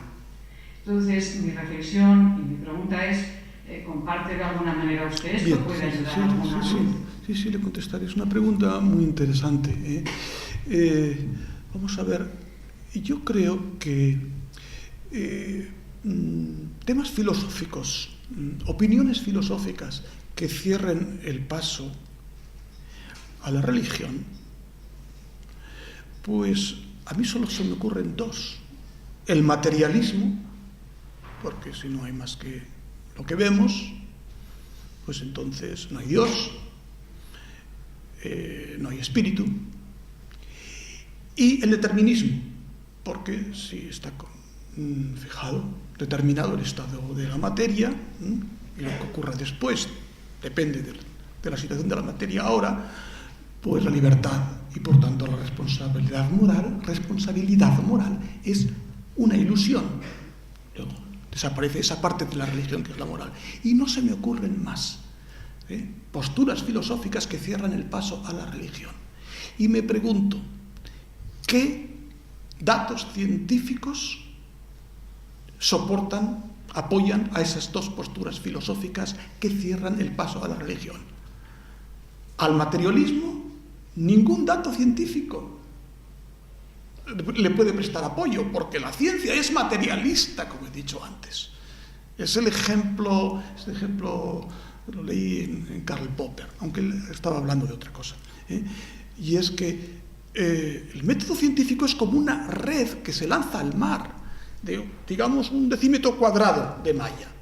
Y entonces puedes pescar un atún. Los atunes son muy grandes, pero no angulas, que son muy pequeñas.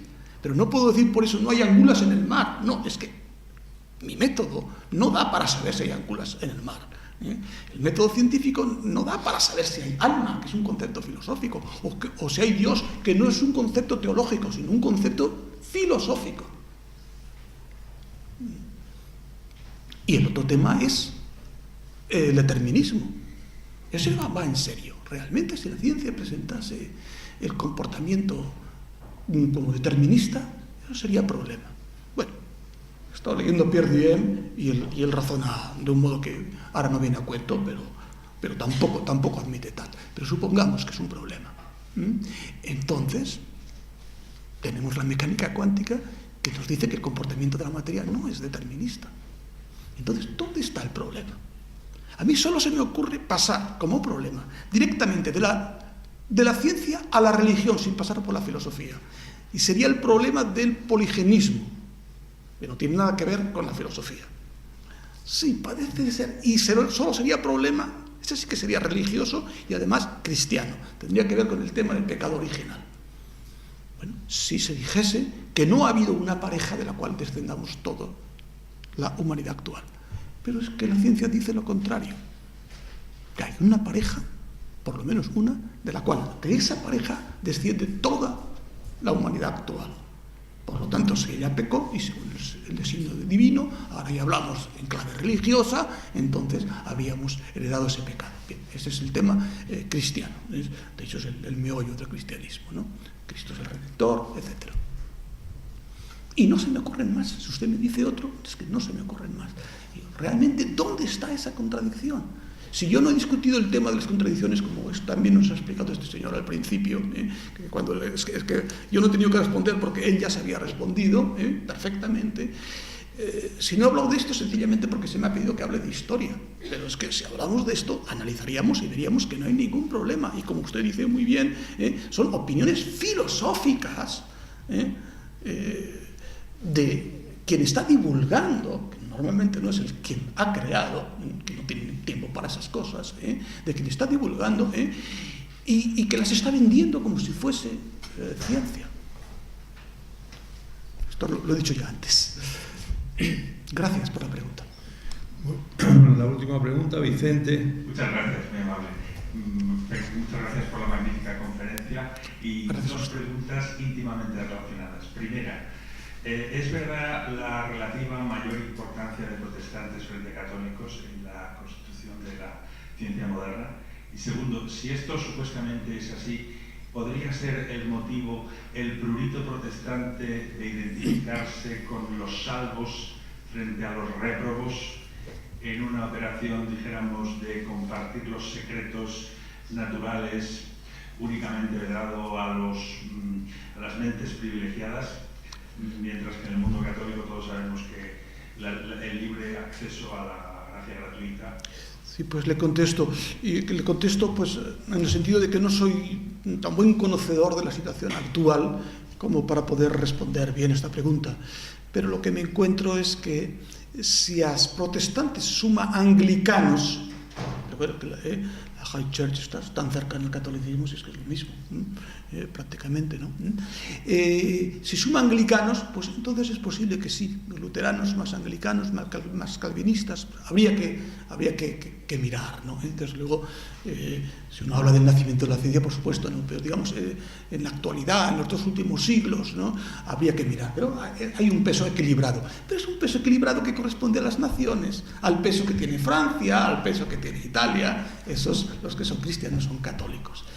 Al peso que tiene Inglaterra, normalmente los cristianos que encuentras ahí son anglicanos. Es decir, que es más un tema territorial.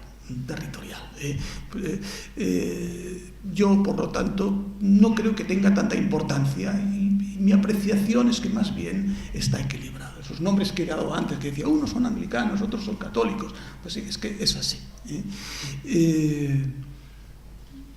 No puedo contestar realmente mucho más. Luego usted al final ha dicho si puede ser que ese tema haya influido. Hay gente que dice que sí. El calvinismo tiene esta idea de que si todo me va bien en mi trabajo, entonces estoy predestinado, entonces por eso trabajan tan bien, se esfuerzan tanto, tiene que ver con eso. Pues hay gente que dice que sí.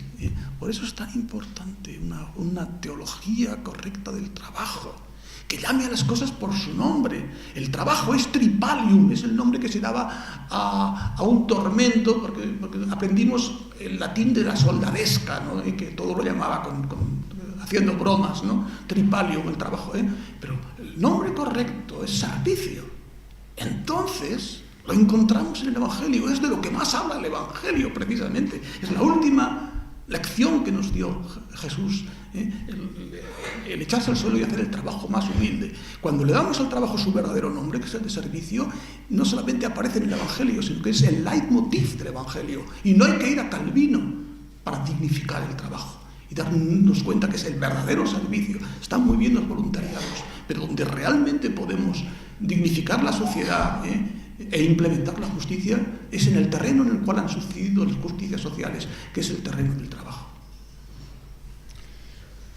Bueno, muy bien. Muchas gracias de nuevo al conferenciante y a las intervenciones de todos ustedes.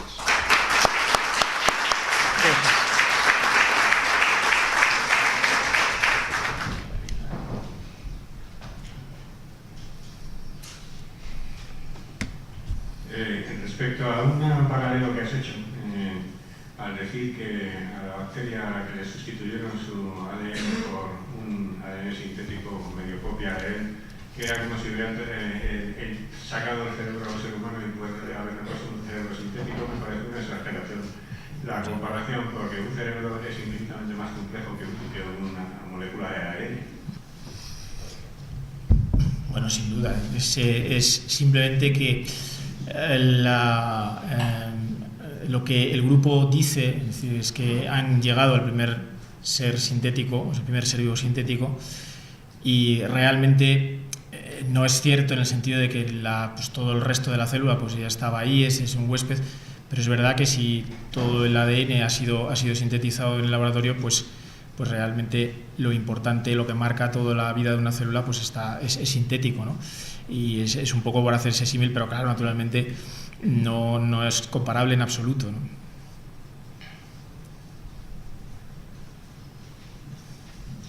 Bueno, muchas gracias, Javier, por esta clarísima exposición acerca de la biología sintética, que sin duda plantea muchísimos problemas para la bioética. En parte de ese documento que has señalado del Comité de Bioética Americano, muy completo y exhaustivo, se analizan algunos de ellos. Y hilando con lo que decías al final, incluso en el momento en el que llegáramos a realizar una célula viva ex novo del todo, porque el problema no es tanto meter dentro el ADN, sino cuanto hacerla ex novo totalmente, e incluso cuando llegáramos, supongamos, en un escenario hipotético, dentro de cientos de años, hacer un embrión humano completo, el problema seguiría siendo el mismo. Es decir, podemos poner las bases biológicas para que se dé la vida humana, pero el problema, tú mismo lo has dicho, la vida humana no creo que se agote en la vida biológica. Es decir, la dimensión inmaterial que unifica todo eso y que, bueno, desde alguna perspectiva en la filosofía llamamos alma, quizás pondríamos las bases biológicas para que se infundiera ese alma. Es decir, y el problema es si eso sería lícito o no. Es decir, no tanto que podamos llegar a hacerlo, sino si sería lícito o no hacerlo. Efectivamente, yo creo que ahí está la clave. Es decir, no es tan importante la procedencia de los materiales que se han utilizado como... además, me parece que la barrera entre cualquier ser vivo y el ser humano, esa es la barrera importante. Es decir, que hasta ahí, evidentemente, habrá que hacer consideraciones éticas, habrá que hacer comités, habrá que pensarlo bien, pero en el momento en que existe una capacidad tecnológica para crear un embrión humano de síntesis, estamos hablando de otra cuestión. Pero en el supuesto de que alguien lo haga, sea lícito o no, sea lo haga, en fin, de espaldas a la ley o no, lo importante en ese ser humano no es sus materiales de dónde han salido, es decir, es que eso será un ser humano, porque Dios le infundirá lo que nos ha infundido a todos para serlo. Esa es una opinión, evidentemente, pero aún así yo creo, primero, que estamos muy lejos de eso, en capacidad tecnológica, pero además probablemente es difícil que se llegue a hacerlo. Que se manipulen de alguna manera las células puede ser, pero la creación completa de un ser humano no tiene demasiado sentido, además.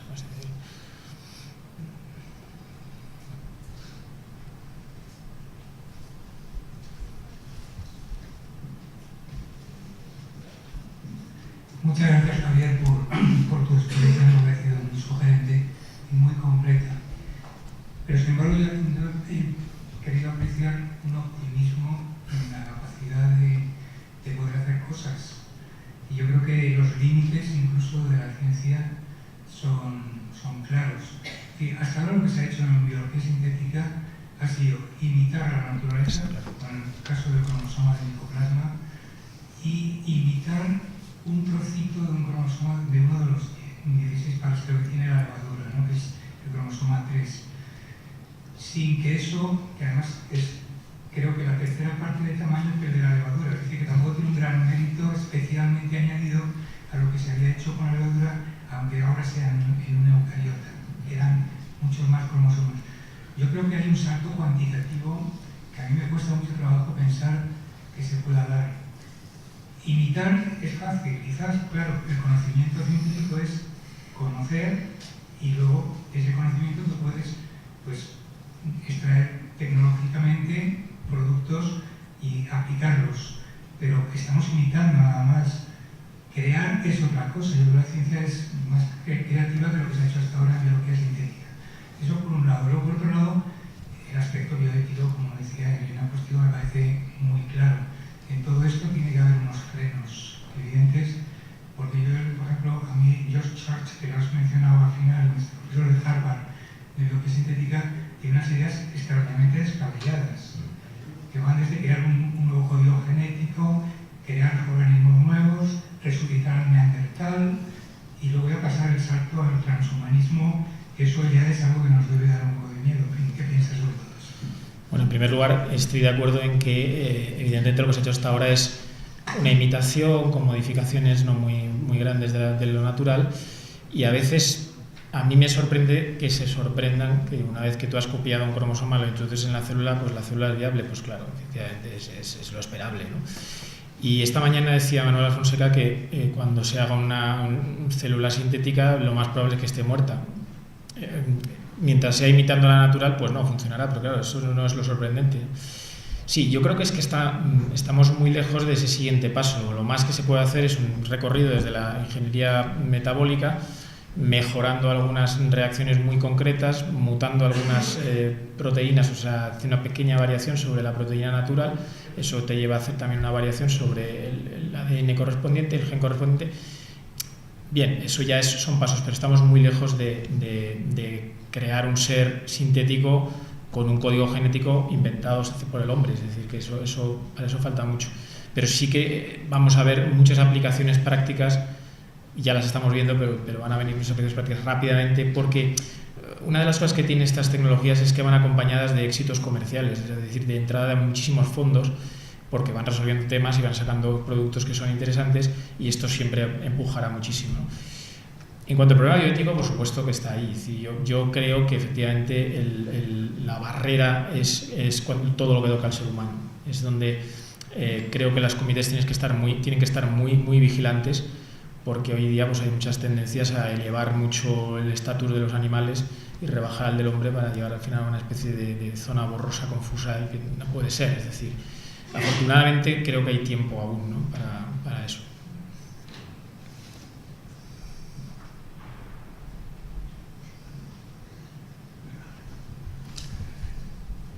Desde luego el catecismo, decía Juan Pablo II, San Pablo, es una joya, porque es el que me ha ayudado a completar la pregunta que no era capaz de paraguarla bien. Entonces, también pongo de antemano una frase de un amigo que bueno, era ingeniero de camino y construía, y estaba otra empresa que construía carretera, y decía: ¿para qué queremos coches de 300 km/h si no tenemos carreteras para ellos? A ver si me vale, voy llegando a donde quiero. Y aquí tenemos una capacidad investigadora tan fantástica, y veo con satisfacción que muchas están orientadas a producción de alimentos, producción de medicina, producción de combustibles, perfectamente. Pero la pregunta es, que quizá no sea procedente en este foro, puede ser que no sea procedente, pero aquí me la da el catecismo. Dios da así a los hombres, al ser causa inteligente y libres, para completar la obra de creación, para perfeccionar en su armonía, para su bien y el de sus prójimos. El bien y el de sus prójimos. Y el de sus prójimos. Entonces, ¿qué cantidad de esta investigación está ayudando? Esta capacidad investigadora tan fantástica está ayudando a que disminuya, desaparezca esa pobreza tan enorme que existe todavía, y falta de alimentación, falta de vivienda, falta de los medios mínimos necesarios para la vida. Hay que conocer la vida. Es una pregunta que quizás no proceda aquí, pero por si acaso la suelto. Yo creo que sin duda puede ser una gran ayuda para que muchas personas que viven actualmente en condiciones pues terribles puedan alcanzar niveles de vida parecidos a los del mundo desarrollado.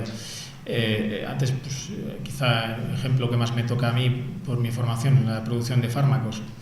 Hay un drama actualmente porque los nuevos fármacos son cada vez más caros, cada vez requieren de mayor investigación, y al final son tratamientos que no están al alcance de los países del tercer mundo y a veces ni siquiera todas las capas sociales de los países del primer mundo. Este tipo de tecnologías van a ayudar porque es decir, el Taxol se ha podido utilizar gracias a que se ha encontrado una manera de obtenerlo en gran escala que no es de biología sintética, es una mezcla de ingeniería metabólica y de cultivos, de bioreactores, que hubiera hecho imposible que nadie se tratara con Taxol prácticamente cuando se descubrió. El Taxol se descubre en los años 70, en los años 90 se hace su síntesis completa, es un antitumoral con un mecanismo de acción novedoso, está en la corteza del tejo del Pacífico, que si se le quita la corteza muere, se lo produce una cantidad ínfima. ¿Qué hacemos? Tenemos la herramienta, no la podemos utilizar. Para tratar a un solo paciente habría que talar muchas hectáreas de bosque. La síntesis tampoco daba solución a eso. La síntesis química tradicional era excesivamente ineficiente, muy cara. Bueno, pues la solución ha venido de esta tecnología y el Taxol está en el mercado y se está utilizando para el tratamiento de varios tumores, ¿no? Es un ejemplo en el campo de los fármacos, pero podríamos decir otros en las otras aplicaciones. Y luego una reflexión, es decir, evidentemente cualquier descubrimiento y cualquier nueva tecnología humana puede tener un buen o un mal uso. Es decir, los descubrimientos sobre física nuclear de los años 30 pues derivaron en la energía nuclear y en la bomba atómica. Es decir, el uso que hagamos de ella evidentemente es lo que marcará si estamos verdaderamente haciendo lo que debemos como seres humanos colaboradores con Dios o no estamos haciendo las cosas bien. Yo creo que no se puede pensar en la comunidad científica como una especie de grupo de gente sin escrúpulos que va adelante con todo, pase lo que pase. Hemos demostrado como hay algunos, hay mucha preocupación e interés, comités, gente trabajando en dar los pasos con cautela y con seguridad. Y en relación con lo que acaba de exponer Javier, también, que bueno, el doctor Nicolás Coué también lo señala en varios de sus libros, uno de los beneficios que ha contribuido, por ejemplo, los transgénicos es lo que se ha denominado la revolución verde, ¿no? Toda la producción de alimentos resistentes a plagas que, si no han paliado totalmente el hambre en el mundo, desde luego la han disminuido en gran nivel. Y yo tenía una cuestión un poco de ciencia ficción para preguntar a Javier, ahora que se habla de esa posible colonización del satélite Europa, ¿no? De llegar a Europa y comenzar a tal. Yo imagino que la atmósfera ahí será completamente reductora, ¿no? Si hablando de este tipo de modificaciones de cara al progreso de la humanidad, ¿sería posible modificar algún tipo de organismo procariota, aeróbico, que fuera desarrollando allí, digamos, una atmósfera favorable al ser humano? Es un buen argumento para una película de ficción, pero vamos, en principio así es como uno de los hitos en el surgimiento de la vida en la Tierra fue cuando efectivamente hubo bacterias que empezaron hicieron la revolución del metabolismo del oxígeno, que era mucho más eficiente y producía mucho más energía, y empezó a haber cantidades suficientes de oxígeno en la Tierra. Evidentemente, pues, sí, pues, es decir, por pensar por qué no se podría crear un organismo capaz de vivir en ese ambiente, el de Europa o el de Titán, uno de estos satélites, y pues fuera transformando la atmósfera. Yo creo que aún así habría muchos problemas para llegar a colonizarlo de facto, es decir, para poder vivir sobre la superficie de estos satélites, muchos otros problemas.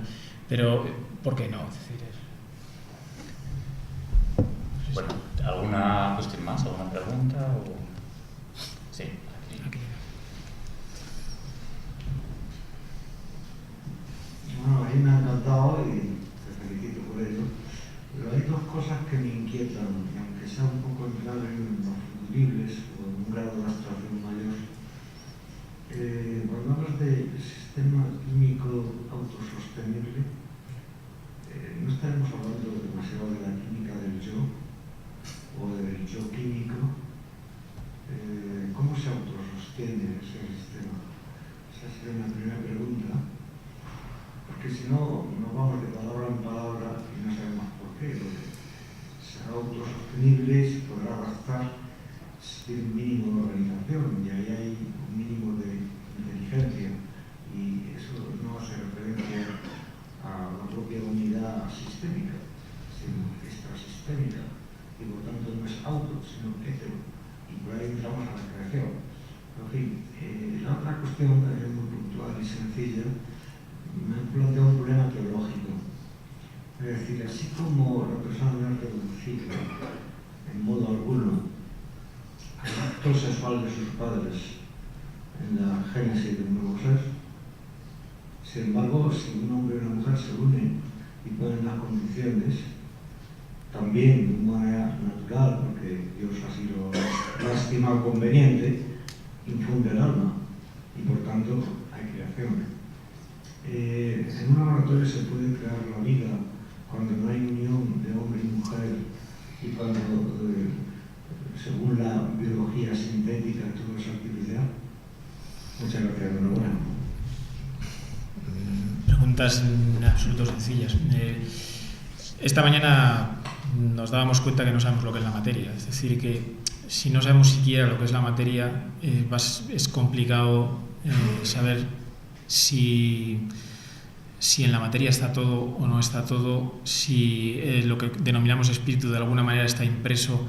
Es algo verdaderamente complejo. De todas maneras, yo hoy me he referido exclusivamente al nivel más bajo de la vida, los seres unicelulares no inteligentes, simplemente que funcionan mediante un mecanismo bastante automático de procesos químicos, y hasta ahí podemos llegar hasta actualmente y malamente. Es decir, que yo creo que no